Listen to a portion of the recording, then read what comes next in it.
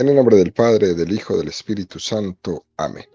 Ven, Espíritu Santo, y llena los corazones de tus fieles y enciende en ellos el fuego de tu amor. Envía tu Espíritu Creador y se renovará la faz de la tierra. Estamos estudiando el Catecismo de la Iglesia Católica, su tercera parte, la vida en Cristo. Continuamos en estos primeros números de esta introducción con este precioso título, La vida en Cristo, un nombre que utiliza el Catecismo de la Iglesia Católica, en el que se preserva la moral católica del riesgo de caer en un simple moralismo. Porque el moralismo sería presentar la moral católica pero desconectada de Jesucristo. Y lo que quiere hacer el catecismo con esta manera de presentarnos la doctrina católica es conectar la moral con el credo en los mandamientos. Número 1694 del Catecismo de la Iglesia Católica dice: incorporados a Cristo por el bautismo, los cristianos están muertos al pecado y vivos para Dios en Cristo Jesús. Participando así de la vida del resucitado, siguiendo a Cristo y en unión con Él, los cristianos pueden ser imitadores de Dios como hijos queridos y vivir en el amor. Conformados sus pensamientos, sus palabras y sus acciones con los sentimientos que tuvo Cristo y siguiendo sus ejemplos. Esto es un número precioso, lleno de citas de la Sagrada Escritura, que vamos a ir viendo una por una, donde el catecismo quiere volver a recalcar esta tremenda importancia que tiene en nuestra vida la incorporación a Cristo por el bautismo. Es un dinamismo que se ha iniciado en nuestra vida en el bautismo. Estamos intentando entender, ¿no?, por bautismo, ese punto de arranque, esa puesta en marcha de una vida en unión con Cristo. Esto es importante. Y nos presenta el catecismo el texto de Romanos 6:3-5. ¿O es que ignoráis que cuantos fuimos bautizados en Cristo Jesús, fuimos bautizados en su muerte? Fuimos pues con él sepultados por el bautismo en la muerte, a fin de que al igual que Cristo, que fue resucitado de entre los muertos por medio de la gloria del Padre, así también nosotros vivamos una vida nueva. Porque si hemos hecho una misma cosa con él por una muerte semejante a la suya, también lo seremos por una resurrección semejante. El bautismo nos sumerge en el mismo misterio de Jesucristo. La vida de Jesucristo ha sido un misterio de muerte y resurrección, y en el bautismo corremos la misma suerte de él. Jesús dijo: si el grano de trigo no cae en tierra y muere, no dará fruto. Y lo dijo en primer lugar por sí mismo y después por nosotros. En el bautismo se muere al hombre viejo para renacer al hombre nuevo, imitando a Jesucristo en su muerte y resurrección. Por eso dice: porque si hemos hecho una misma cosa con él y por una muerte semejante a la suya, también lo seremos por una resurrección semejante. Como dice la canción que cantamos en tiempo de Cuaresma, hay que morir para vivir. Y no solo se refiere a ese morir al final de nuestra vida, se refiere a que ya en este momento tengo que morir para vivir, tengo que morir al pecado. Y si no muero a ese pecado, no conoceré la felicidad. Por tanto, el bautismo es el comienzo de la vida moral. Lo que pasa es que nosotros, lastimosamente, hemos reducido la moral a esa presencia ascética más que a la mística, esto que hablábamos en la catequesis de ayer. Pero la ascética y la mística son dos dimensiones de la vida moral. La ascética va a subrayar más el concurso de la voluntad del hombre. La voluntad, mi voluntad, tiene que colaborar con Dios en la mortificación del pecado. Y la mística subraya más el concurso de la gracia. Esa gracia que es un don gratuito de Dios que con su gracia me santifica. Pero estas dos, ascética y mística, van juntas. No están separadas. En nuestra vida están entremezcladas. Las cosas son un don gratuito y al mismo tiempo suscitan en nosotros una colaboración de nuestra voluntad. Los que hemos sido bautizados de pequeños, donde no éramos, como dicen los protestantes, conscientes, donde no éramos capaces de colaborar, digámoslo así, todavía ahí se subraya más esta parte de la mística. La vida en Cristo, antes de ser una respuesta o una colaboración mía, es una elección gratuita de Dios. Eso que dice Jesús en el Evangelio de San Juan 15:16, no sois vosotros los que me habéis elegido a mí, soy yo el que os he elegido a vosotros. Y esta es la respuesta a toda esa campaña protestante en contra del bautismo de los niños, que dicen que los niños no pueden elegir, no entendemos por qué los bautizan de niños, ellos no son conscientes, mejor esperen que sean grandes para que ellos elijan. No, no sois vosotros los que me habéis elegido a mí, soy yo el que os he elegido a vosotros. Se les olvida Juan 15:16 a los protestantes. Ahí está la respuesta. Con esa respuesta podemos subrayar que el don de Dios es un don gratuito que procede no del mérito, precede al mérito, a la colaboración de nuestra voluntad, porque ha sido Dios el que me ha elegido primero. Colosenses 2:9-12. Porque en él reside toda la plenitud de la divinidad corporalmente. Y vosotros alcanzáis la plenitud en él, que es la cabeza de todo principado y de toda potestad. En él también fuisteis circuncidados con la circuncisión no quirúrgica, sino mediante el despojo de vuestro cuerpo mortal, por la circuncisión de Cristo. Sepultados con él en el bautismo, con él también habéis resucitado por la fe en la acción de Dios que resucitó de entre los muertos.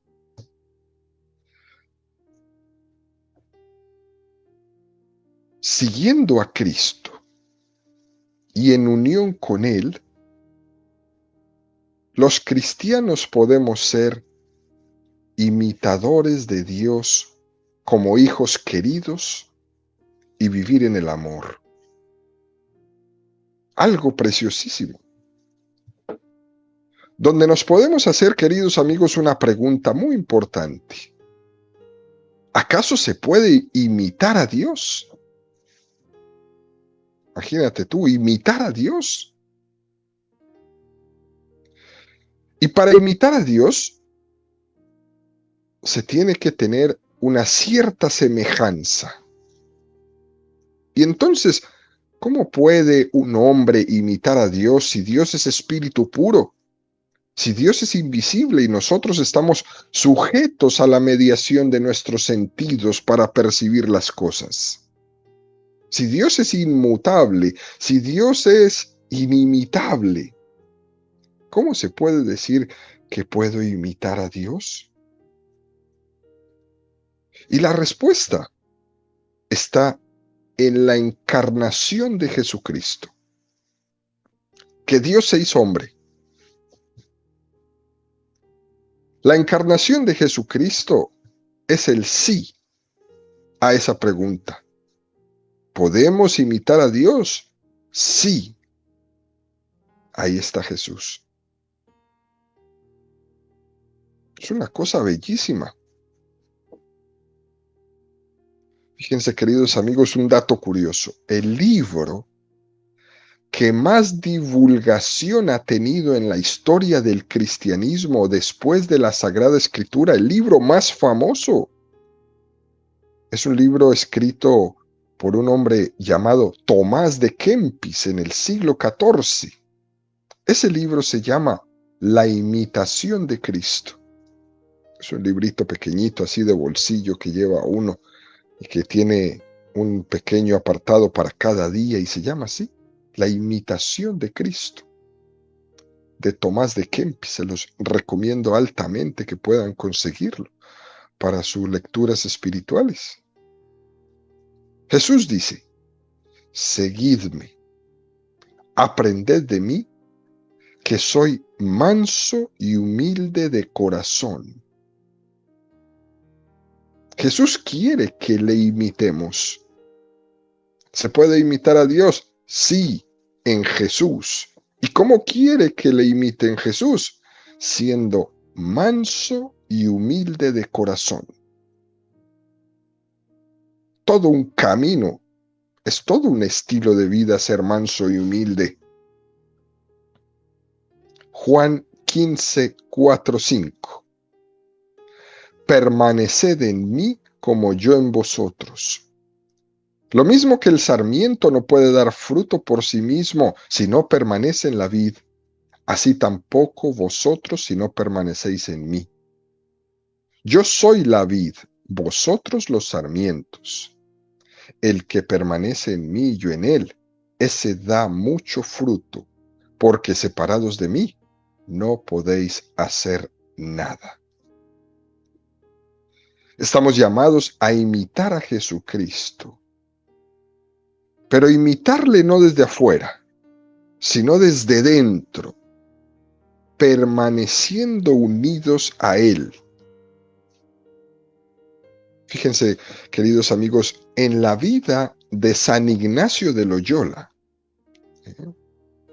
él tuvo un momento en su historia donde hacía un tremendo esfuerzo de imitar a Jesucristo al máximo en su vida. Y hubo un momento en el que él pensó incluso irse a la Tierra Santa a vivir allí, haciendo las mismas cosas que Jesús hizo. Comiendo como Jesús, viviendo como Jesús, caminando por las calles donde Jesús caminó, haciendo lo que Jesús hacía ahí en su tierra. Él tenía ese concepto de seguir a Jesucristo muy claro en su vida, pero era un concepto de un seguimiento a Jesucristo muy externo. Y no era eso lo que Jesús le estaba pidiendo. Y el Señor le fue purificando poco a poco de ese concepto de seguir a Jesús externamente, hasta el punto de que San Ignacio cayó en cuenta que la auténtica imitación de Jesucristo era la imitación interna. Ser manso y humilde de corazón permaneciendo en Él, no vistiéndose necesariamente como Él, no viviendo en Jerusalén, en Nazaret, en Belén como Él. No, no era eso. Era la imitación interna de conversión de la vida.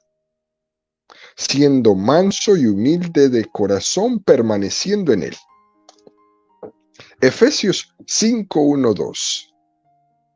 Sed, pues, imitadores de Dios como hijos queridos, y vivid en el amor como Cristo os amó y se entregó por nosotros como oblación y víctima de suave aroma. Nosotros, si logramos conformar nuestros pensamientos, nuestras acciones, nuestras palabras con los sentimientos, acciones y palabras de Jesús, lo único que vamos a lograr hacer en el mundo en el que vivimos es dejar el suave aroma de Jesucristo en todas partes donde estemos, a donde vayamos, donde nos inviten, donde hablemos, en la propia familia, en tu lugar de trabajo, con las personas con las que convives diariamente, dejar en todas partes el suave aroma de Jesús. Así como lo dice San Pablo, Filipenses 2:5, tened entre vosotros los mismos sentimientos que Cristo. Esto es una llamada, una invitación, un camino, un estilo de vida precioso que nos propone el catecismo, ¿no? Ahora bien, imitar a Cristo no supone perder la propia personalidad.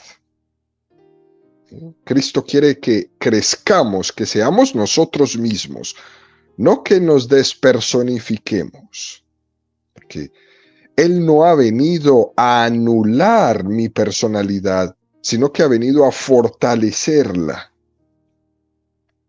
Esto es muy importante, porque la imitación se caracteriza porque a uno le falta personalidad.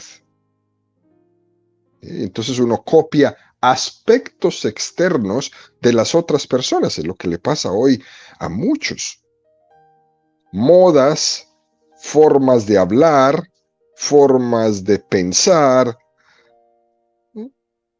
Eso lo vemos hoy, palpablemente. Gente imitando cosas superficiales que vieron en la televisión, que vieron en el internet, que vieron en un programa. Y entonces el otro trae el pelo verde y allá se pinta el pelo verde. El otro se puso un tatuaje en la nariz, el otro va y se pone el tatuaje en la nariz.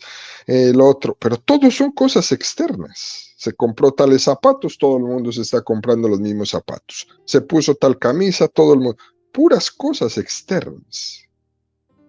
Cuando yo estoy despersonalizado, yo empiezo a copiar cosas externas de otros y me vuelvo un esclavo de lo superficial, como si me llenara tener eso. Pero eso no toca mi interior. Eso no toca mi interior. Como decía Teócrito por allá en el año 300, los hombres libres tienen ideas. Los sumisos tienen ideologías. Esos sentimientos de Jesucristo que San Pablo dice que imitemos son los que anteponen a todo la gloria a Dios y el amor a los hermanos. No es un seguimiento de meras formas externas donde termina el hombre es siguiéndose a sí mismo, siguiendo sus gustos, sus tendencias, sus pasiones, no. Es un seguimiento de imitación muy particular que no me despersonaliza porque es interno. Porque el objetivo número uno es dar gloria a Dios por medio del amor a los hermanos. No simplemente que yo me sienta bien, que yo esté bien, este mundo en el que vivimos hoy día, ¿no? Que nada me cueste, que nada me duela, que todo sea acorde a como a mí me gusta. Y si no es así, me estreso. ¿eh? Imitar a Jesús desde dentro, para la gloria de Dios. Y termina este número del catecismo diciendo, conformando sus pensamientos, sus palabras y sus acciones con los sentimientos que tuvo Cristo y siguiendo sus ejemplos. Por eso San Ignacio de Loyola insistía tanto en sus meditaciones en la importancia de conformarnos interiormente a Jesucristo. Juan 13, 12, 17.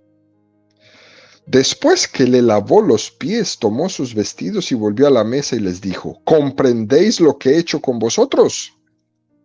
Vosotros me llamáis el Maestro y el Señor, y decís bien porque lo soy. Pues si yo, el Señor y el Maestro, os he lavado los pies, vosotros también debéis lavar los pies unos a otros, porque os he dado el ejemplo, para que también vosotros hagáis como yo he hecho con vosotros. En verdad os digo, no es más el siervo que su amo, ni el enviado más que el que le envía. Sabiendo esto, dichosos seréis si lo cumplís. Fíjense, queridos amigos, Jesús está pidiendo no una imitación externa. Está haciendo un símbolo de una actitud interior que lleva al servicio, al despojamiento, a la prontitud para entregarnos unos a otros por amor. Esa es la imitación que Jesús quiere. Qué reto tan grande que nos pone el catecismo en esta vivir en Cristo Jesús. ¿Eh? Dicho esto, da un paso más el catecismo y nos propone el número 1695 que dice, justificados en el nombre del Señor Jesucristo y en el Espíritu de nuestro Dios, santificados y llamados a ser santos, los cristianos se convierten en el templo del Espíritu Santo. Qué número más espectacular este. Para entender la moral cristiana católica, hay que entender que habiendo sido justificados por Jesucristo con su muerte y su resurrección, nos ha santificado y nos ha llamado a ser santos. Las dos cosas. Porque uno se pone a pensar y si lees bien dice santificados, es decir, ya somos santos, pero también estamos llamados a ser santos. ¿Pero cómo? ¿Cómo está eso? Nosotros somos santos a nivel de la iniciativa divina. Él nos ha justificado, nos ha santificado con su sangre. El protestantismo se queda hasta ahí. Por eso ellos dicen que no necesitan hacer nada más, porque ya Jesús lo hizo todo. Hasta ahí es verdad. Él nos ha justificado, nos ha santificado con su sangre. Pero al nivel subjetivo, personal nuestro, estamos también en camino de santificación. Porque todavía nosotros no nos hemos apropiado de esa santidad que Cristo nos ha obtenido en la cruz. Todavía estamos muy pegados del suelo. Y por eso que Cristo logró, todavía no lo podemos nosotros tener. Porque estamos pegados del suelo. Por eso estamos en camino.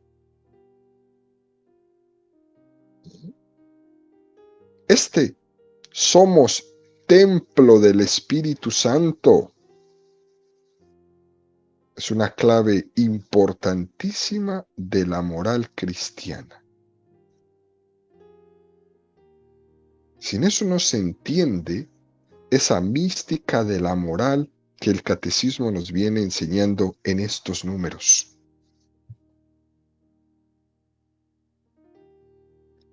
Al final, ser cristiano es tanto como decir, deja que Dios haga su obra en ti y no le pongas obstáculos. Deja que Dios haga su obra en ti, déjalo obrar. En la catequesis de ayer decíamos algo muy importante. Es imposible vivir en presencia de Dios y pecar. Aquí hoy hay un paso más. Somos templo de Dios y por tanto tenemos que tener una vida moral de santidad.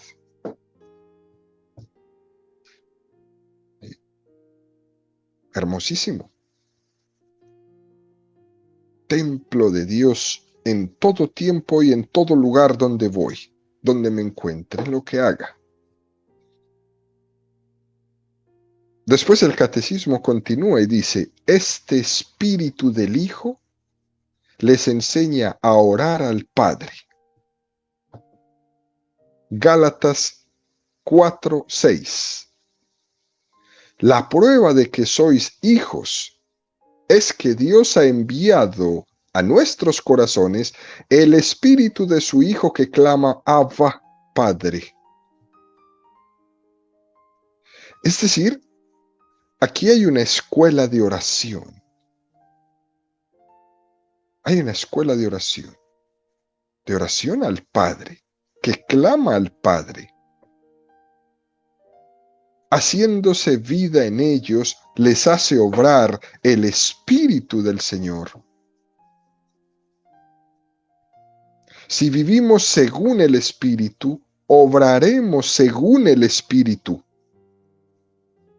Pero no se le puede pedir a alguien que obre según el Espíritu si vive simplemente según la carne. Nunca le va a salir. Por tanto, la vida moral cristiana, queridos amigos, consiste en que el Espíritu Santo obre a través de nosotros y hay que dejarle obrar. Hay que dejar que el Espíritu nos mueva. Así como lo expresamos en esa preciosa oración que hacemos los católicos de las laudes.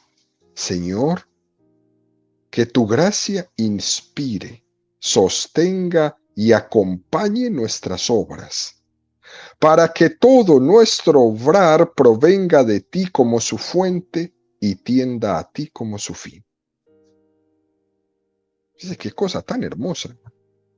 Que tu gracia inspire, sostenga y acompañe nuestras obras, para dar los frutos del Espíritu. Frutos del Espíritu que se dan por la caridad. Porque si no damos los frutos del Espíritu, entonces estamos en las manos del tentador. Gálatas 5, 19, 22. Ahora bien, las obras de la carne son conocidas: fornicación, impureza, libertinaje, idolatrías, hechicería, odios, discordia, celos, iras, rencillas, divisiones, disensiones, envidias, ambigüeces, orgías y cosas semejantes, sobre las cuales os prevengo, como ya os previne, que quienes hacen tales cosas no heredarán el reino de Dios. En cambio, el fruto del Espíritu es amor, alegría, paz, paciencia, afabilidad, bondad, fidelidad, mansedumbre, dominio de sí. Contra tales cosas no hay ley, pues los que son de Cristo Jesús han crucificado la carne con sus pasiones y sus apetencias. En nuestra dureza de corazón, nosotros podríamos llegar a ser un poco insensibles a esto. Incluso cuando hacemos una obra buena, podríamos atribuirnos a nosotros esa obra buena y no ser conscientes que somos movidos por el Espíritu Santo para hacer esa obra. Fíjense cuánto movimiento hace el Espíritu, por ejemplo, en los tiempos de las fiestas durante la Navidad, ¿no? Cuánta belleza en esos regalos, en esas preparaciones para que vengan las personas que amamos a celebrar juntos. Con qué delicadeza se prepara todo. La gente está un poco más como sensible ante la necesidad del otro y se le ayuda a uno y se le ayuda al otro y se llevan cosas para los niños y se envían cosas a la gente, a los homeless, ayudarles. Hay como una especie como que se suscita el amor durante el momento de las fiestas, ¿no? Y hay veces podría pensar que es uno el que lo hace, pero en el fondo no. En el fondo todas esas personas que están ahí cocinando con amor, preparando, limpiando o llevando un acto de caridad, un regalo a alguien que no lo tiene, está movido por el Espíritu Santo para hacer esa obra tan bella, tan hermosa. Y uno tiene que ser consciente de eso. No soy yo, soy un instrumento. Un instrumento. Así que imagínense ustedes durante todos estos días, cuántas personas han sido instrumentos del Espíritu Santo para brindar alegría, amor, comprensión, paz, todos estos frutos del Espíritu, y no se habían dado cuenta. Continúa este número del catecismo diciendo, sanando las heridas del pecado. El Espíritu Santo nos renueva interiormente mediante una transformación espiritual. Nos ilumina y nos fortalece para vivir como hijos de la luz, por la bondad, la justicia y la verdad en todo. Qué cosa más hermosa. En la tradición cristiana se compaginó que el efecto de la gracia es sanante y elevante, nos sana las heridas que el pecado produce en nosotros y al mismo tiempo nos eleva a la condición de hijos de Dios. Eso es lo que hace el bautismo.